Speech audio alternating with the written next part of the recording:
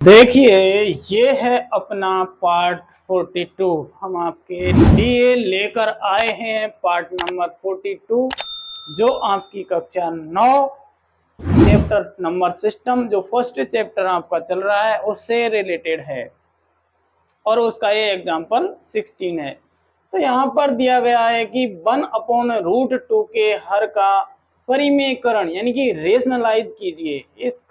इसके जो हर है उसका हमें परिमेयकरण यानी कि रेशनलाइज उसको करना है, परिमेयकरण उसका हमें करना है। तो हम किस प्रकार करेंगे और क्यों करेंगे? तो देखिए, ये जो 1/√2 के रूप में लिखा हुआ है, तो ये एक अपरिमेय संख्या है, क्योंकि हम जानते हैं कि एक परिमेय में जब एक अपरिमेय का भाग दिया जाता है तो उसका जो प्राप्त होता है, हमें जो भी मान वैल्यू, वो हमें एक अपरिमेय संख्या के रूप में ही प्राप्त होता है। तो हम जानते हैं कि यह एक अपरिमेय संख्या है, लेकिन हम इसे और सरल किस प्रकार से कर सकते हैं?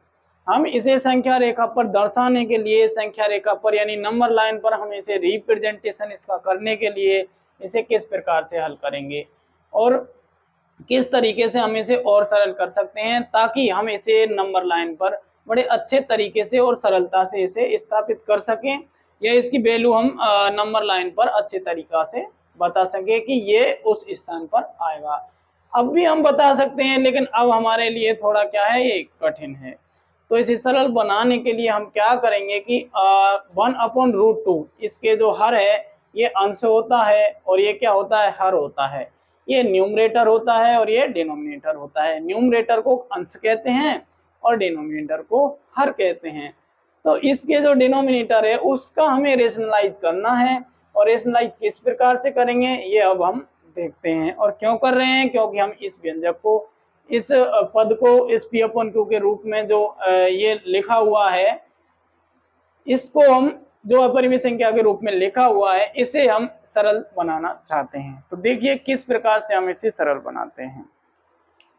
तो इसे सरल बनाने के लिए हम एक ऐसा व्यंजक ढूंढेंगे, ऐसा एक पद ढूंढेंगे जिसे इसे मल्टीप्लाई करने पर कोई फर्क ना पड़ता हो। देखिए, हम इसका सॉल्यूशन जब निकालते हैं तो हम इसको 1/2 को यदि हम ऊपर और नीचे √2 से मल्टीप्लाई कर देते हैं, क्या कर देते हैं, मल्टीप्लाई, क्योंकि जब √2 और √2 ये 2 से 2 कट जाएगा, क्योंकि इसकी वैल्यू 1 ही होती है। और जब हम किसी संख्या को 1 से मल्टीप्लाई करते हैं तो कोई फर्क नहीं पड़ता। तो अब हम इसे क्या करेंगे, मल्टीप्लाई कर देंगे। जब हम इसे मल्टीप्लाई करेंगे तो ये हो जाएगा √2, और यहाँ कितना होगा, √2 इंटू √2। अब देखिए, जब हम इसे आगे मल्टीप्लाई करते हैं तो इसमें ये नहीं है कि ये क्वेश्चन छोटा है या बड़ा है।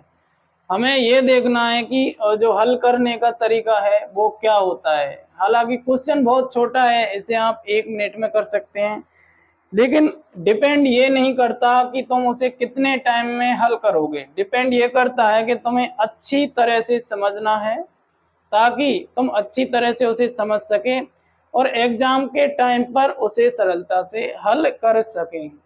यही आपको समझना है। तो देखिए, रूट के अंदर जब कोई संख्या दी हुई है और वो संख्या समान है और उसके ऊपर रूट लगा हुआ है, तो जब हम उसको मल्टीप्लाई करते हैं तो वही संख्या रहती है और उसका जो चिन्ह होता है वो हट जाता है। यानी कि जैसे हम करणी चिन्ह कहते हैं, ये हट जाएगा और जो अंदर की संख्या होगी वही रहेगी। ये नहीं कि तुम ये कर दो कि 2 × 2 4 कर दो कि 4 हो गया, नहीं, 4 नहीं होगा, क्योंकि यहाँ पर साइन लगा हुआ है। तो जब √2 को √2 से मल्टीप्लाई करेंगे तो 2 ही आएगा। तो यहाँ पर हम आपको बता दें कि ऊपर तो हमने क्या किया है, √2 को जब 1 से मल्टीप्लाई किया था तो यही आया था। अब यहाँ पर अपना आ जाएगा 2। तो अब इसका क्या हो गया है, रेशनलाइज हो गया है, परिमेयकरण हो गया है। हमने परिमेयकरण क्यों किया है?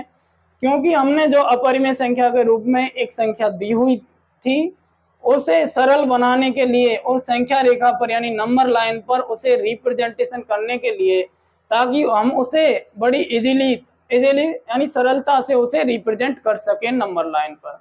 तो देखिए अब ये नंबर लाइन पर इजीली रिप्रेजेंट हो सकता है, क्योंकि √2 और नीचे क्या है 2, तो इट मीन्स होता है कि √2 का 1/2 यानी √2 का आधा हो गया है।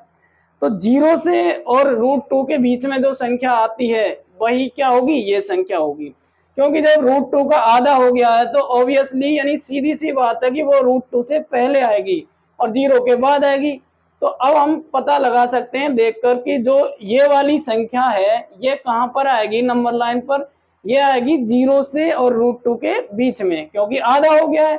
लेकिन यहाँ पर हम नहीं बता सकते थे, पहले बिना परिमेयकरण किए हम नहीं बता सकते थे कि ये कहाँ आएगी। अब थोड़ा इजी हो गया, तो इसी प्रकार से रेशनलाइज किया जाता है। और ये यहाँ पर आपका जो परिमेयकरण है वो कंप्लीट हो चुका है। ये है अपना पार्ट नंबर 42। तो ध्यान से इसको देखिए और समझिए, ताकि एग्जाम में इसी तरह का कोई भी क्वेश्चन आए तो आप सरलता से कर सके। अब जरूरी नहीं कि इसकी जगह 2 ही हो, 3 हो, 4 हो, कुछ भी हो सकता है, लेकिन इस टाइप का क्वेश्चन जब आपको मिले तो आपको अच्छे तरीका से हल करके आना है।